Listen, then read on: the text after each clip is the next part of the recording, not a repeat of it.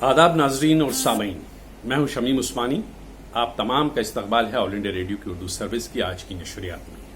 सुनाइए दोस्तों, क्या हाल है। उम्मीद है कि आप तमाम सामीन बखैर आफियत होंगे, ज़िंदगी का लुत्फ ले रहे होंगे और अपने अपने घरों पर होंगे। जी हाँ दोस्तों, यकीनन यही एक ऐसा मरहला है कि हमें कुछ दिन और अपने घरों पर रहना है, ताकि जब हम बाहर निकलें तो आब हवा बिल्कुल हमारी सेहत के लिए मुताबिक हो और सेहत के लिए खूबसूरत हो और सेहत की ज़ामीन हो। जी हाँ, ये तभी मुमकिन है जब हम फिलहाल अपने आप को घरों में कैद रखें। कैद हम और आप ही तो हैं। क्या चीज़ कैद है? क्या हवा कैद है? क्या मौसीकी कैद है? क्या वो नगमे जो हम सुनना चाहते हैं वो कैद है? कुछ भी नहीं। क्या आपके अंदर की शौक कैद है? कुछ नहीं। वक्त दिया है कुदरत ने तो इसका इस्तेमाल कीजिए वक्त का और अपने शौक पूरे कीजिए, जिंदगी को खुशगवार बनाइए। और फिलहाल सुनिए खबरों की सुर्खियां।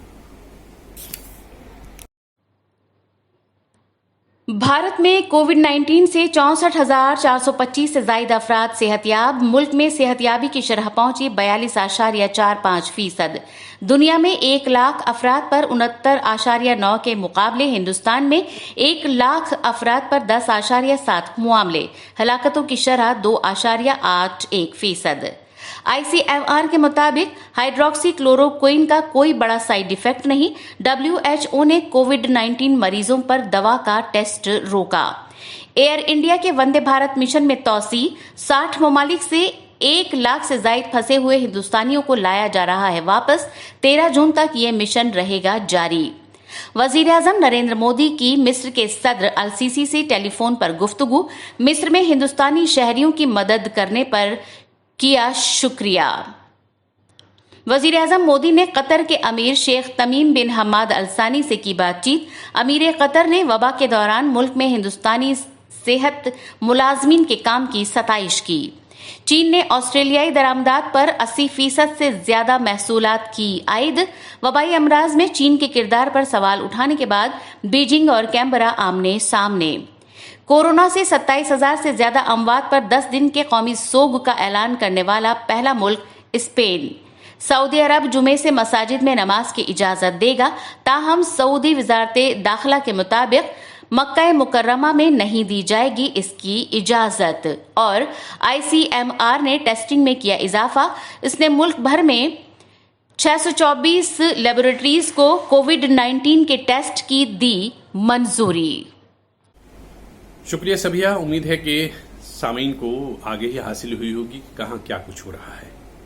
यकीनन रेडियो का काम ये भी है कि वो आपको आगाह रखे, आपकी सेहत के हवाले से, आपको समाज के हवाले से, आपको मुआशरे के हवाले से, आपको तमाम आलम के हवाले से।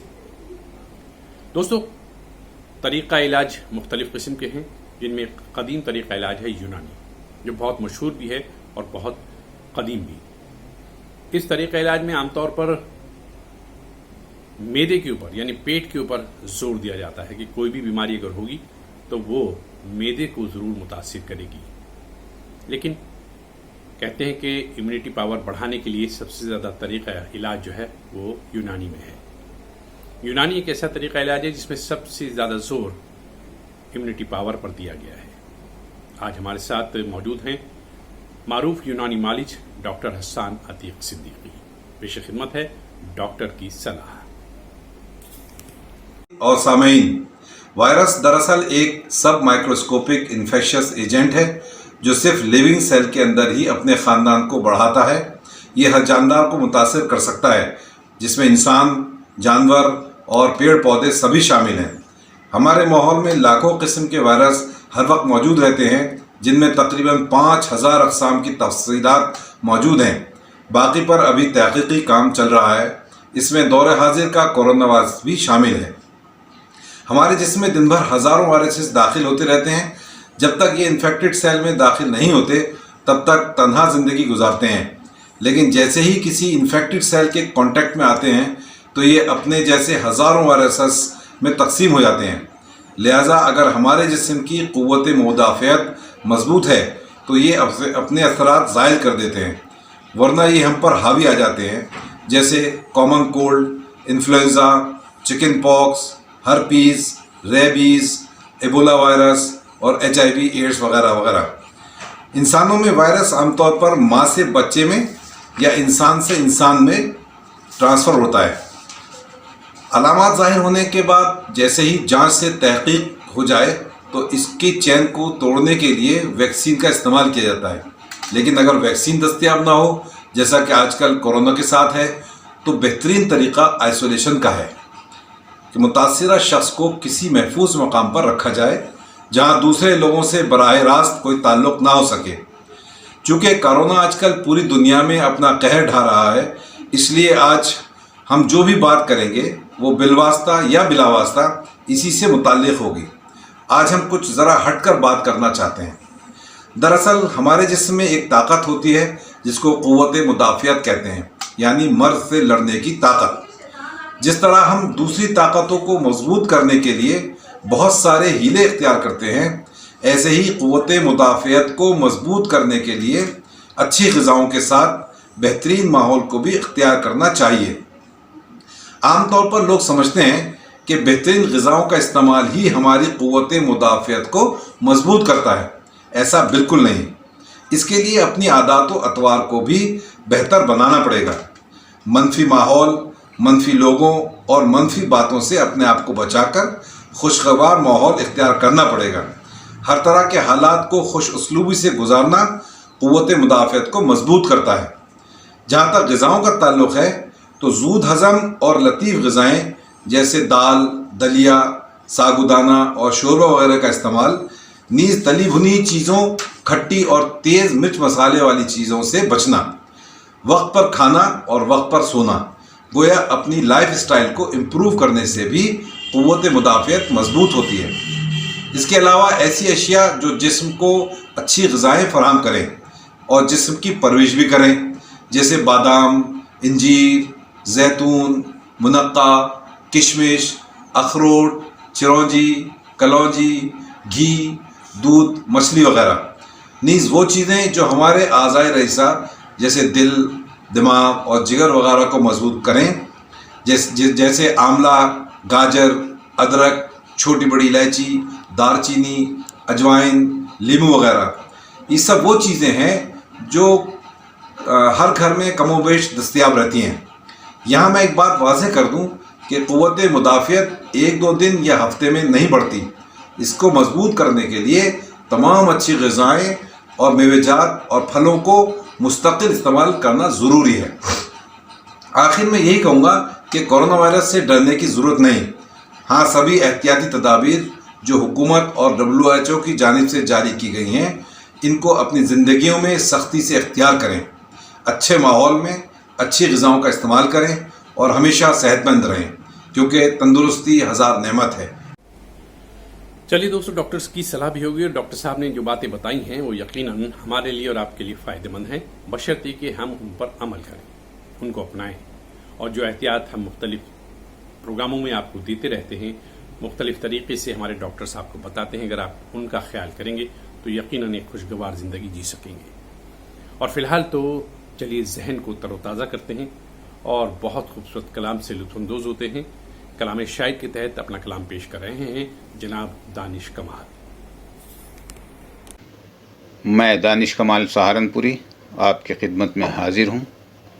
ایک غزل کے چند اشعار پیش خدمت ہیں، ملاحظہ کریں۔ عرض کیا ہے کہ غلط رسم و رواج اب تک بھی جو اوڑھے پڑے صاحب، غلط رسم و رواج اب تک بھی جو اوڑھے پڑے صاحب، وہ اس دور ترقی میں بہت پیچھے کھڑے صاحب، وہ اس دور ترقی میں بہت پیچھے کھڑے صاحب، اور تکبر کا کوئی اعلان تو کرتا نہیں، لیکن تکبر کا کوئی اعلان تو کرتا نہیں، لیکن تکبر تو طریقوں سے چھلکتا ہے بڑے صاحب، تکبر تو طریقوں سے چھلکتا ہے بڑے صاحب، اور رعونت سے یہ سر اتنا بلند اچھا نہیں لگتا، رعونت سے یہ سر اتنا بلند اچھا نہیں لگتا، بہت سے کاسے سر ٹھوکروں میں ہیں پڑے صاحب، بہت سے کاسے سر ٹھوکروں میں ہیں پڑے صاحب، اور جو صورت صلح کی نکلے انا ڈس لیتی ہے اس کو، جو صورت صلح کی نکلے انا ڈس لیتی ہے اس کو، تم اپنی ضد پر اس لیے دونوں اڑے صاحب، تم اپنی ضد پر اس لیے دونوں اڑے صاحب، اور یہ احساس طبیعت تو ہمارے ساتھ جائے گا، یہ احساس طبیعت تو ہمارے ساتھ جائے گا، ہم اس سے جان چھڑانے کو بہت خود سے لڑے صاحب، ہم اس سے جان چھڑانے کو بہت خود سے لڑے صاحب۔ اور غزل کا شعر پیش کر رہا ہوں کہ ذرا اس کا جگر دیکھو کہ جس پر سب یہ گزری ہے، ذرا اس کا جگر دیکھو کہ جس پر سب یہ گزری ہے، تم اس کی داستان غم ہی سن کر رو پڑے صاحب، تم اس کی داستان غم ہی سن کر رو پڑے صاحب۔ اور مقطع پیش کر رہا ہوں کہ تمہاری قدر تو جوہری ہی جانیں گے میاں دانش، تمہاری قدر تو جوہری ہی جانیں گے میاں دانش، یہاں نا قدروں میں میری طرح اب تک پڑے صاحب، یہاں نا قدروں میں میری طرح اب تک پڑے صاحب، غلط رسم و رواج اب تک بھی جو اوڑھے پڑے صاحب، وہ اس دور ترقی میں بہت پیچھے کھڑے صاحب۔ شکریہ۔ دوستو، جب لاک ڈاؤن کی ابتدا ہوئی تھی تو کچھ لوگ پریشان تھے ذہنی طور پر کہ تمام کام رک جائے گا، کیسے زندگی گزرے گی، کیسے کیا ہوگا، بہت سارے سوالیہ نشانات تھے۔ لیکن جیسے جیسے لاک ڈاؤن کا دور گزر رہا ہے ویسے ویسے وہ تمام سوالات جو ہیں ختم ہو رہے ہیں۔ اس لاک ڈاؤن کا فائدہ اساتذہ نے کس طرح سے اٹھایا ہے، کس طرح سے اپنے آپ کو ڈیجیٹلائز کیا ہے، کس طرح سے تکنیک کا اور ٹیکنیکل سپورٹ کا سہارا لیا ہے، یہ بتا رہے ہیں۔ ہمارے ساتھ آج ہیں مولانا آزاد نیشنل اردو یونیورسٹی کے ایسوسیٹ پروفیسر جناب مصطفیٰ علی سروری۔ السلام علیکم، میں محمد مصطفیٰ علی سروری، ایسوسیٹ پروفیسر شعبہ ترسیل نام اور صحافت، مولانا آزاد نیشنل اردو یونیورسٹی ہوں۔ عزیز ناظرین، اس وقت ہمارا ملک ہندوستان ہی نہیں سارے عالم میں کووڈ-19 کرونا وائرس کے سبب ناگہانی حالات درپیش ہیں۔ صرف ہندوستان ہی نہیں بلکہ کئی ممالک میں اس وبا سے نمٹنے کے لیے ملک کی سطح پر لاک ڈاؤن کا اعلان کیا گیا ہے، اور ابتدا میں جب احتیاطی تدابیر اور احتیاطی پالیسیاں طے کی جا رہی تھیں، اسی وقت مولانا آزاد نیشنل اردو یونیورسٹی کے جو طلباء ہاسٹل سے مقیم تھے اور طلباء کی خاصی تعداد بیرون حیدرآباد سے، بیرون تلنگانہ سے حصول تعلیم کے لیے اردو یونیورسٹی آتی ہے، تو ان لوگوں سے فوری طور پر ہاسٹل خالی کر دینے کو کہا گیا تھا، اور 22 مارچ تک طلباء کی خاصی تعداد ہاسٹل چھوڑ کر اپنے اپنے آبائی مقام کے لیے روانہ ہو چکی تھی۔ ایسے پس منظر میں جبکہ ابھی سیمسٹر کا اختتام ہونے میں 1 مہینے سے زائد کا وقت باقی تھا، نصاب کا بھی کافی خاصا حصہ مکمل ہونا باقی تھا، جب طلباء کو اپنے اپنے گھر جانے کو کہا گیا تو اسی وقت سے کلاسز بھی، ریگولر کلاسز جو ہیں وہ بھی معطل کر دی گئی تھی۔ تو شعبہ ترسیل عام اور صحافت کے طلباء بھی، چونکہ جب یونیورسٹی کی انتظامیہ کو UGC کی جانب سے جو احکامات ملے تھے اس کی پاسداری میں جب انہوں نے طلباء کو اپنے ہاسٹل چھوڑ کر اپنے گھروں کو جانے کو کہا تھا تو اسی کی پاسداری کرنی تھی۔ اب سوال یہ تھا کہ طلباء کے تعلیمی نقصان کی پابجائی کیسے کی جائے، کہ طلباء کا عین سیمسٹر سے پہلے جو نصاب ابھی مکمل نہیں ہوا اس کی بھی تکمیل کی جائے، اور ساتھ ہی ساتھ ان کے تعلیمی سیمسٹر کو ضائع ہونے سے بچایا جائے۔ اس مقصد کو پیش نظر رکھتے ہوئے، چونکہ ہمارا شعبہ خود ذرائع ترسیل و ابلاغ کا ہے، تو اس میں میرے حساب سے ہمارے شعبے کے اساتذہ کو کوئی زیادہ دقت نہیں ہوئی۔ ہم لوگوں نے فوری ہی جو ترسیل کے جو برقی ذرائع تھے، میری مراد الیکٹرانک جو وسائل تھے، اس کو ہم لوگوں نے برائے کار لانا شروع کرا. صرف ہمارا شعبہ ہی نہیں بلکہ بیشتر شعبوں نے گوگل کلاس روم کا ایک ایپ ہوتا ہے، اس ایپ کا جو سو استعمال کرنا شروع کر دیا. طلباء کو واٹس ایپ کے ذریعے سے اطلاع دی گئی کہ انہیں اپنے جو سو گوگل کلاس روم کا جو ایپ ہے اس کو انسٹال کرنا ہے.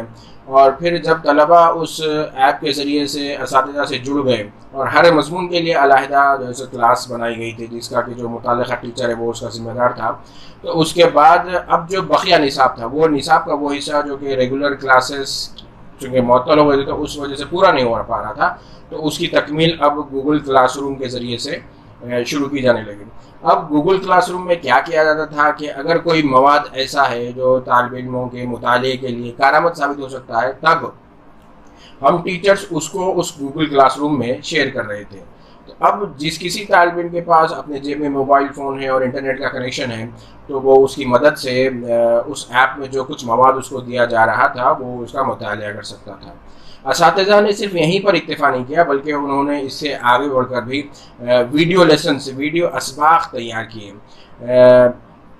تو اس میں ہوتا یہ تھا کہ اپنے جو کچھ دستیاب گھروں پر جو موبائل فون ہے اس کا جو خاص طور پر اساتذہ کو بھی ناگہانی حالات میں استعمال کرنا پڑا.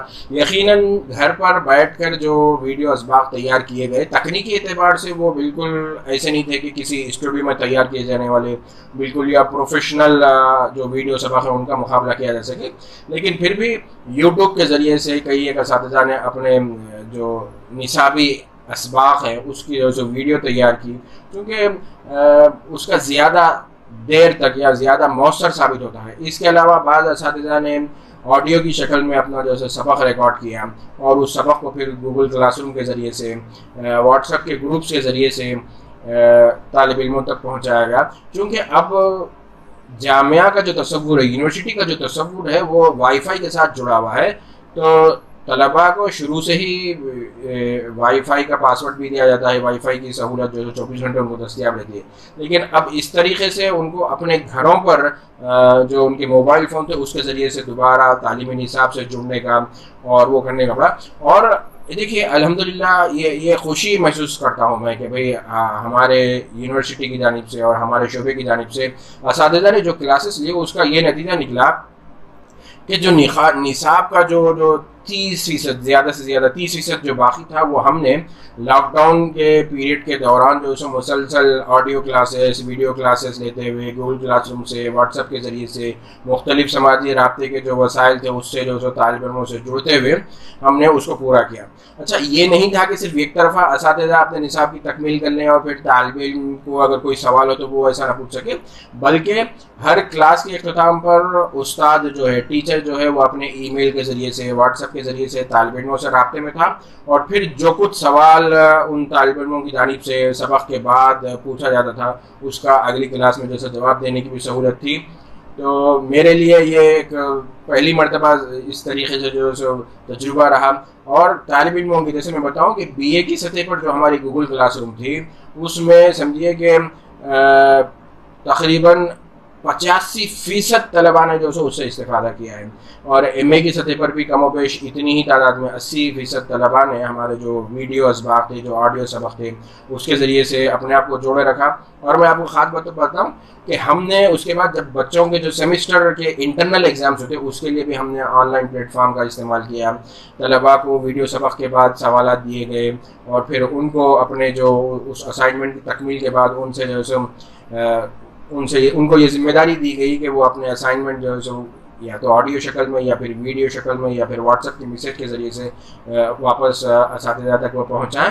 تو کوشش کی ہے ہم نے بڑی حد تک کہ ناگہانی حالات آئے ہیں لیکن اس کے باوجود بھی طلباء کا تعلیمی نقصان نہ ہو، اس کے لیے ہم نے جو مختلف برقی ذرائع ابلاغ تھے اور جو ترسیل کے جو ذرائع تھے اس کا استعمال کیا.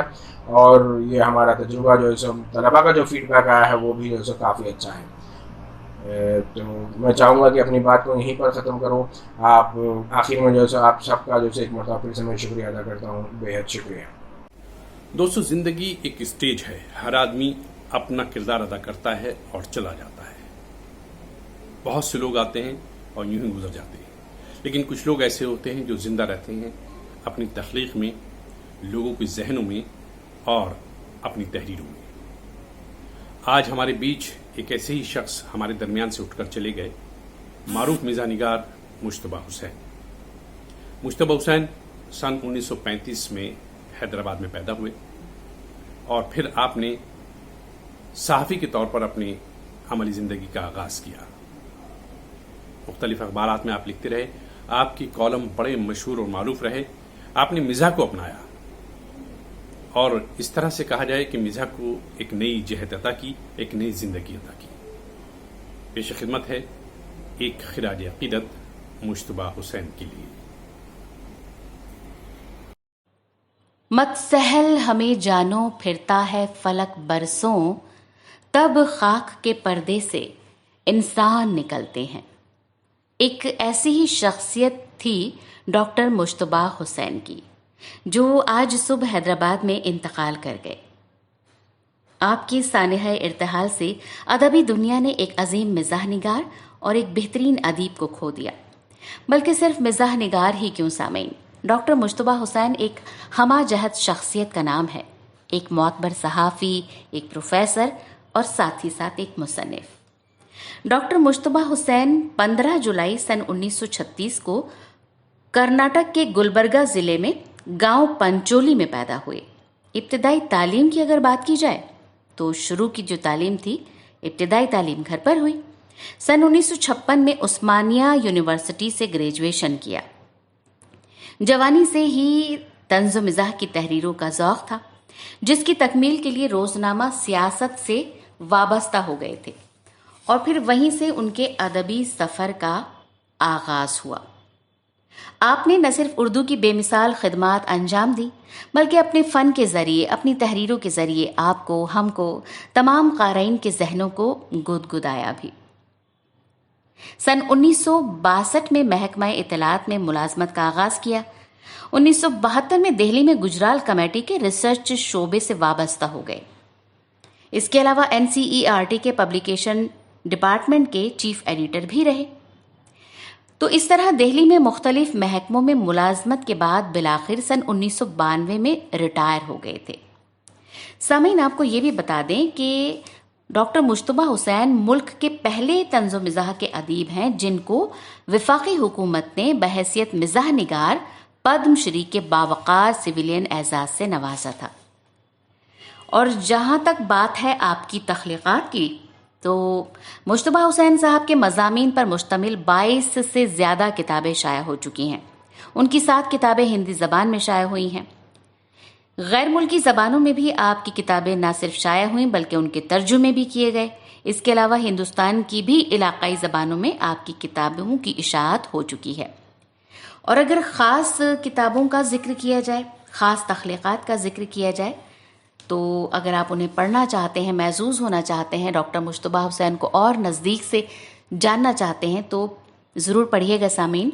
उनकी कुछ ख़ास तख्लीक़ात हैं अपनी याद में, उर्दू के शहर, उर्दू के लोग, इसके अलावा बहरहाल और शहर लख्त लख्त, या फिर एक और भी है मेरा कॉलम। ये बहुत ही खूबसूरत उनकी तहरीरें हैं, किताबें हैं, जो अगर कभी मौका मिले तो ज़रूर इस्तिफ़ादा कीजिएगा। और जहाँ तक बात है उनके अवार्ड्स की, तो 10 से ज़्यादा एजाज़ात हासिल हुए, जिनमें गालिब एजाज़, मखदूम एजाज़, कुंवर महेंद्र सिंह बेदी एजाज़, जौहर कुरैशी एजाज़ और मीर तकी मीर एजाज़ शामिल हैं। उनकी तवील खिदमात के एतराफ़ में कर्नाटक की गुलबर्गा यूनिवर्सिटी ने साल 2010 में उन्हें डॉक्टरेट की एजाज़ी डिग्री से भी नवाजा था। इसके अलावा सामीन, ये भी आपको बता दें कि हैदराबाद सेंट्रल यूनिवर्सिटी में डॉक्टर मुश्तबा हुसैन साहब विजिटिंग प्रोफेसर भी रहे। तो इस तरह ये एक हमा जहत शख्सियत है डॉक्टर मुश्तबा हुसैन साहब की। और अगर आप बहुत ज़्यादा तफसील से उन्हें जानना चाहते हैं तो उनकी एक बायोग्राफी है, सवाने उम्री, मुश्तबा हुसैन जैसा देखा वैसा पाया, इस उन्वान से है, ये शाया हो चुकी है। तो अगर कभी मौका मिले तो ज़रूर पढ़िएगा। ये तो हैं मिज़ाह निगार, तंज़ो मिज़ाह के अदीब के तौर पर जाने जाने वाले डॉक्टर मुश्तबा हुसैन। لیکن سمعین، ہر ایک شخصیت کے دو پہلو ہوتے ہیں. ایک وہ پہلو ہوتا ہے جسے ساری دنیا جانتی ہے، ساری دنیا واقف ہوتی ہے، اور دوسرا پہلو وہ ہوتا ہے جو صرف خاص لوگ جانتے ہیں، خاص طور پر جو گھر کے افراد ہیں وہ جانتے ہیں. یہاں اس وقت ہمارے ساتھ موجود ہیں، ٹیلی فون لائن پر ہیں ڈاکٹر مجتبیٰ حسین کی صاحبزادی، ان کی دختر. تو ان سے ہم نے بات کی ہے، اور ان کے لیے ابا کیسے تھے، کس طرح سے باتیں کیا کرتے تھے، کیا شفقت بھرا انداز تھا، کس طرح کا ان کا نیچر تھا. تو چلیے انہی سے جانیں ڈاکٹر مجتبیٰ حسین صاحب کے بارے میں مزید تفصیلات. میں نجیبہ دلی میں رہتی ہوں اور مجتبیٰ حسین صاحب کی صاحبزادی ہوں، چھوٹی بیٹی ہوں میں ان کی. اور آج بڑے افسوس کے ساتھ مجھے یہ آپ لوگوں کے ساتھ شیئر کرنا پڑ رہا ہے کہ ابا کا آج صبح ہی انتقال ہو گیا، اور جو ہے وہ کافی تکلیف میں بھی تھے. اور میرے لیے مطلب بہت ہی ایک اہم شخصیت ہے، اور کیونکہ میری والد ہیں تو والد سے زیادہ مطلب انہیں ایک اچھے، ایک بہت ہی بہترین انسان کے طور پہ جانتی ہوں. اور انہوں نے مطلب ہم سب کو ایک بہت ہی عظیم زندگی دی ہے، ہم سب کو ایک بہت ہی اچھے طریقے سے رہنے کا ایک ہمیں علم دیا انہوں نے. اور جب وہ گھر میں رہتے تھے تو ظاہر ہے بہت ہی سبھی کی فکر ہوتی تھی ان کو. باہر ایک لائف ان کی الگ سوشل وہ تھا، نیٹ ورک تھا ان کا، اور جب وہ گھر میں رہتے تھے تو وہ بالکل الگ ہی انداز میں رہتے تھے. ان کو ایک فکر ہوتی تھی ہر ایک انسان کی، تو وہ کافی فکر مند رہ رہے تھے پیچھے کچھ دنوں سے. تو انہیں ایک بہترین مطلب ان کو ایک زندگی انہوں نے جی ہے میرے حساب سے تو بہت ہی شاندار. انہوں نے اپنی زندگی and he was a self made person. انہوں نے اپنی زندگی کو خود سے اپنے آپ بنایا، اور ہمیں جب ہمیں سیٹل کیا لا کر انہوں نے، اور ہم سب کو ایک اچھی زندگی فراہم کرنے کی کوشش کی. اور انہیں ہر ایک کی فکر ہوتی تھی، ہر ایک ایج گروپ کے پرسن کو، وہ یا چاہے وہ چھوٹا ہو بڑا ہو، سبھی کے لیے وہ اتنے فکر مند رہتے تھے، اور سبھی کے لیے وہ کچھ نہ کچھ کرنا چاہتے تھے. اور جب وہ بچوں میں بیٹھتے تھے، ہمارے اپنے سب بچوں میں، تو ایک بالکل انہی کی ایج کے اس میں ڈھل جاتے تھے، اسی ایج میں آ جاتے تھے، اور بہت ہنسی مذاق کرنا.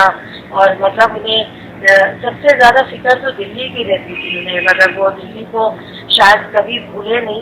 جاتے جاتے بھی وہ دلی کو، مطلب دلی کا کیا حال ہے، اس طرح سے جب بھی فون کرتے تھے تو مجھے پہلے سب کے حال پوچھنے کے بعد یہ ہوتا تھا کہ دلی کا حال کیسا ہے. تو دلی کو انہوں نے بہت مس کیا، اور ہر انسان کے لیے وہ سوچتے تھے، ان کے لیے رحم دلی ہوتی تھی ہر ایک شخص کے لیے. اور جو ہے ہمارے پاس بھی یہاں پر ان کی ابا کی یہ عادتیں شاید ہم بچوں میں بھی آئی ہے. میری جو صاحبزادے ہیں وہ بھی لکھتے ہیں، رائٹنگ اسکلز جو ہے وہ ڈیولپ ہوئی ہے ہم سب بچوں میں بھی. تو یہ ابا کی ہی رینج ہے.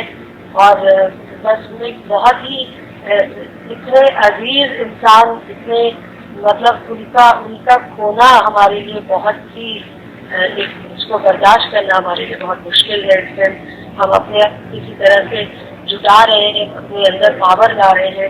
ہم مطلب یہ اتنا بڑا لاس ہے ہمارے لیے کہ ہم اس کو شاید کبھی بھی مطلب کمپلیٹ اس کو نہیں کر پائیں گے. وہ بہت ہی بہترین انسان، بس اللہ انہیں جنت نصیب کرے.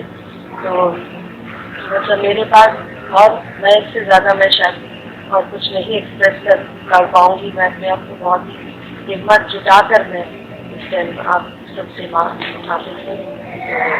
میں بس اتنا ہی کہنا چاہوں گی. آج کتنے فون کال صبح سے آ رہے ہیں، اتنے میسیجز آ رہے ہیں، تو یہ چیز بتاتا ہے کہ ہماری مطلب انہوں نے کیا کچھ یہاں پر حاصل کیا، آج اگر ان کو یاد کیا جاتا ہے.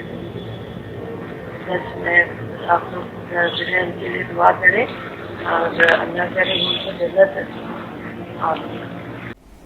तो चलिए साहिब, आज के प्रोग्राम का सफ़र भी अब ख़त्म हुआ। आपसे फिर होगी मुलाकात, लेकिन उन्हीं वादों के साथ, उन्हीं बातों के साथ कि अपना ख्याल रखिएगा, हाथ बार बार धोते रहिएगा, मुस्कुराते रहिएगा, क्योंकि मुस्कुराना आपकी टेंशन को, आपकी फ़िक्र को कम कर देता है। जब आप मुस्कुराते हैं तो यकीन कीजिए कि आपका जहन थोड़ी देर के लिए ही सही पुरसुकून हो जाता है। तो याद रखिए, मुस्कुराइए, अपनों के पास रहिए, अपनों के साथ रहिए और जो एहतियाती तदाबीर बताई गई हैं उन्हें इख्तियार कीजिए। फ़िलहाल मुझे यानी शमीम उस्मानी को आज के प्रोग्राम से दीजिए इजाज़त। खुदा हाफिज़।